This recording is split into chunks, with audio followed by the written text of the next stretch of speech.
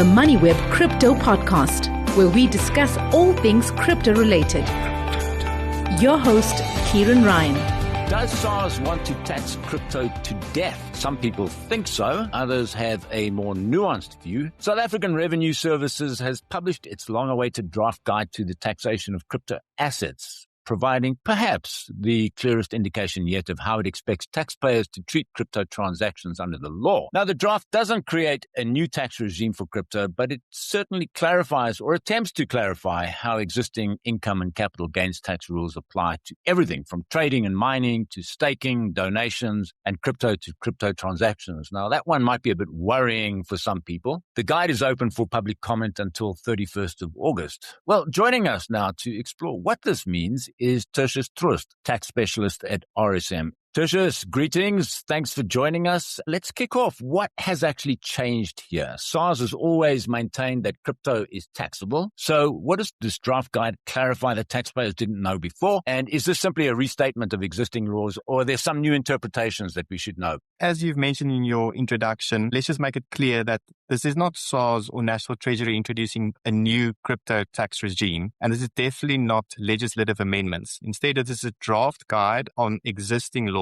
But I think what is great, at last we can move away from the media statement that SARS issued back in 2018, just saying that the normal rules will apply. And we're now moving to a more structured document issued by SARS. But as you've said, you are right. There's nothing glaringly new with regards to this guide. This is what we as tax advisors have been hammering on for years, is that people dealing with crypto assets need to understand that tax consequences on a much larger variety of transactions than they may think. Over the years, I've had numerous clients believe that either tax consequences are not applicable to them because crypto is unregulated, or tax consequences only arise when you are moving crypto assets into fiat currency. So for me, the value of the guide is just it reduces uncertainty and provides insight into how SARS will approach audits and assessments, and each one actually needs to be based on its own facts and circumstances. Okay, so I guess the big question a lot of people will have is, if I make a transaction involving crypto, is this income tax or is it going to be capital gains tax? And how does SARS decide whether your crypto profits are taxed as ordinary income or as capital gains tax? That's a big difference, right? And what are the practical factors that are going to determine this difference? Yeah, that's definitely the most important question that all clients who approach me always ask. And many people mistakenly assume that any profit is automatically a capital gain, but that's not how South African tax law works. The distinction is not based on the type of asset, but instead the intention of the taxpayer. And that must be supported, obviously, by some objective evidence. So I think it's obvious that someone that's trying to make a quick buck and trying to time the crypto market and trying to make a short-term gain, that'll definitely be on revenue account and taxed as ordinary income. Someone else who's maybe a hodler and really riding the wave and just has purchased and holding this for a substantial amount of time, you can probably conclude that they're holding it on capital account and should be taxed as capital gains. But I think the reality is that crypto investors will probably fall somewhere in the middle, and that there needs to be each facts and circumstances associated with each taxpayer needs to be looked at closely. Mainly, it would be the holding period for how long this asset has been held, and definitely the frequency of transactions. Is someone dealing on a day-to-day basis, or have they purchased and maybe purchased one and purchased one a couple of months later? And then also the nature of the asset, crypto being quite volatile in nature. But I think we actually have to look at each one on its own set of facts. I mean, I had a client that approached me saying they definitely feel they're holding these assets on capital account. But when I asked for supporting evidence, you could see that they were actually buying and selling at least on a monthly basis, which definitely shows that they're rather more of a trader than holding for the long term. So, but I must admit that reading the guide, one gets the sense that SARS is preparing taxpayers that they will mostly argue that all crypto gains are on income account, and taxpayers really need to have their ducks in a row if they are going to argue that the assets are held on capital account.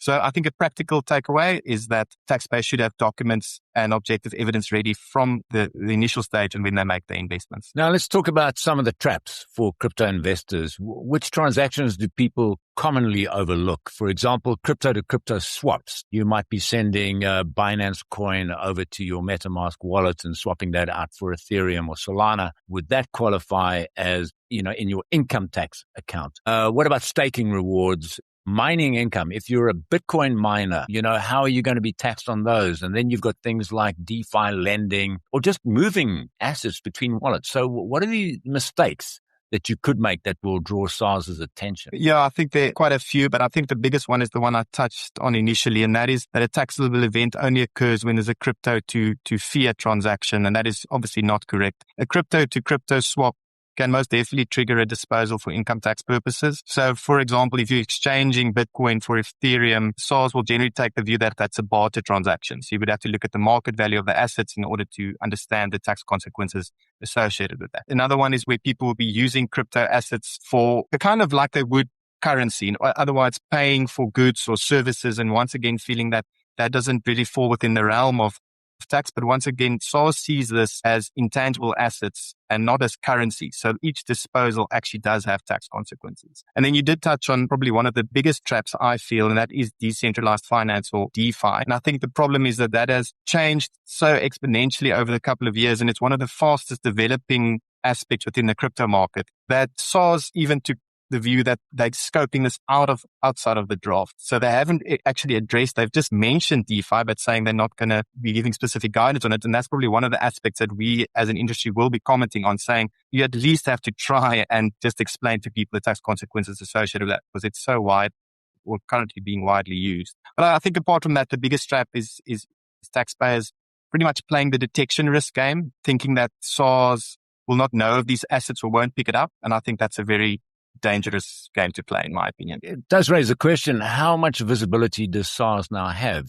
Recently we had the Crypto Asset Reporting Framework, CARF, and information from local exchanges, centralized exchanges. They can demand information about your trading activity from these centralized exchanges. So is it becoming unrealistic for taxpayers to assume their crypto activity is invisible to SARS? I think the one area that we definitely know is pretty invisible is DeFi. If you're on one of the DeFi exchanges like Aave, SARS can't demand information from them. They certainly won't get it. Yeah, but I must admit, the days of assuming that crypto is invisible, I think that's ended. I think any taxpayer thinking the opposite, there's going to be a rude awakening for them. I think what we need to understand is that SARS also has a focus on crypto assets. We know they established a dedicated crypto unit, which sends a strong signal that digital assets are firmly on SARS's radar. And we know that SARS is investing heavily in AI for specific detection of people not paying their fair share. I had a client approach me where SARS had actually issued a letter at the crypto unit assessing them for 50 million in taxes and another 30 million in penalties and asking me what can they do. And we're stuck in a very difficult position trying to advise someone who's already received that letter. The point is, I don't want to just bring fear. I'm trying to get the point across that crypto investors need to educate themselves on tax consequences and not just take an ostrich approach of sticking their head in the sand and thinking that this will just go away. I think if people need to reach out to advisors, they need to understand the tax consequences associated with it. And this is not like when someone is earning a salary and the employer is withholding the tax when tax return is filed, pretty much nets out already. This is an aspect where you need to file your gains and you need to prepare for paying of tax, even if that is on capital gains tax account or income account. So I think, in short, my message to taxpayers is simple. So don't make compliance decisions based on what SARS can or cannot see today. I think that is the most important aspect. Yeah, I guess assume that the visibility is going to increase in the years to come, and they're going to know pretty much everything about you and your crypto activity. But now, let's say somebody hasn't declared crypto in previous years. What should they do now? There's a voluntary disclosure program where they can go with any past gains that they've made. Should they do that?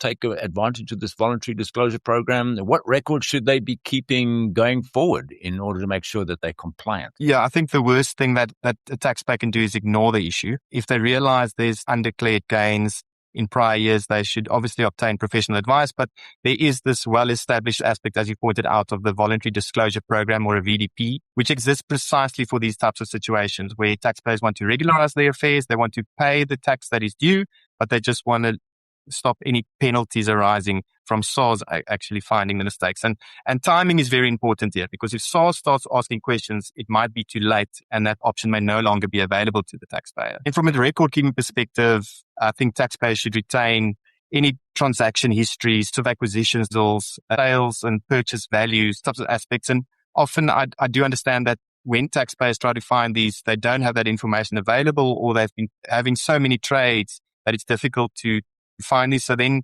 you probably have to find a suitable software service provider who can look into those trades for you and try to get these kind of a statement of gains and losses. Even though it's not guaranteed that SARS will accept it, it is at least a point that we can use that as the starting point and maybe just check the balances against your own records. Tertius, my final question to you. I want you to take off your tax advisory hat, put on your crypto investor hat. Tell me if you think that this draft guide is a good thing. Is it a step in the right direction, or is it a terrible one? Well, I think it is definitely a step in the right direction. Like I said, the only thing we had to rely on previously was a media statement 8 years ago. So this at least shows that SARS is trying to get to grips with certain of these effects. I mean, if you look at the type of transactions they're trying to list, they're trying to understand them. We can definitely see that there's still aspects that they need to be educated on themselves. And the fact that they're scoping out DeFi is a very interesting aspect. I do feel that SARS is trying to make inroads, but I think more importantly, what actually needs to happen is that crypto, well, not necessarily investors, but maybe exchanges actually need to lobby National Treasury in order to get legislation applicable specifically to the crypto market and not just apply this general normal rules aspect. We're working almost in a financial space which have very specific rules for them, and the crypto market is just being seen as an asset. So I think National Treasury probably has to start thinking about re-looking at legislation. So you're advocating there for a more principles-based approach than a rules-based approach? Yes, I think if we take a step back and look at shares, right? We have certain rules that say that shares are deemed to be capital in nature if you've held them for a period of 3 years, in excess of 3 years. We've got no rules like that for crypto assets, and I don't understand why we can't have something like that. Just bring some more clarity to the situation, and thereby you'll actually get more taxpayers coming forward because now they have a real sense of what the tax consequences would be, and they can then disclose it appropriately. I've always advocated that. I think crypto gains, if anybody holding a crypto asset for 1 year without selling, I think it would be great if we could argue that they are holding on a capital account, but we would need National Treasury to buy into that aspect and actually make legislative changes to bring that into effect. Great advice there. We're going to leave it. That was Tertius Troost, who is tax specialist at RSNSA. Thanks very much for your time, Tertius.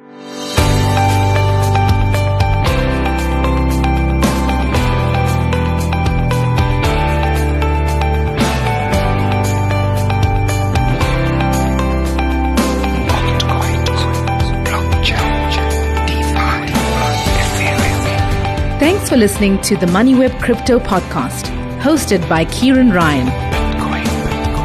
To listen to our other podcasts, go to moneyweb.co.za or the Moneyweb app and follow Moneyweb News for daily updates.